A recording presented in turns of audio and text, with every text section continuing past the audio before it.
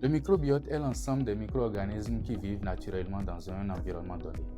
Lorsqu'on considère le corps humain comme un environnement, le microbiote est constitué principalement de bactéries, mais aussi de virus, de champignons et d'autres organismes microscopiques.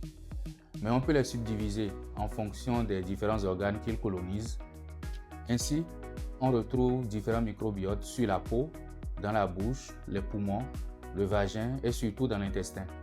La plupart de ces micro-organismes vivent en harmonie avec nous et participent à de nombreuses fonctions comme la digestion, l'immunité et la protection contre certains microbes pathogènes. Sur la peau, on rencontre par exemple Staphylococcus epidermidis qui produit des substances antibactériennes et protège la peau, ou encore Cutibacterium acnes qui utilise le sébum comme source d'énergie afin de garantir l'équilibre de la peau.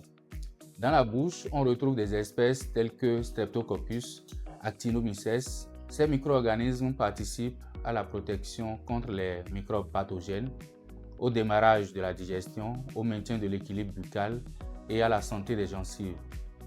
Dans les poumons, il y a Streptococcus prevotella et certaines espèces d'Haematophilus. Ces familles de microbes interviennent dans la régulation de l'immunité pulmonaire, la limitation de l'inflammation excessive et la protection contre certaines infections. Le microbiote intestinal est le plus étudié, mais aussi le plus diversifié. On y retrouve des bactéries digestives telles que Bacteroides, les Bifidobacterium et les Lactobacillus qui participent à la dégradation des glucides complexes et à la digestion des fibres, mais contribuent également à l'équilibre intestinal et produisent de l'acide lactique et participent également à la défense de l'organisme contre certains pathogènes. Enfin, le microbiote vaginal est particulièrement intéressant car il est beaucoup moins diversifié.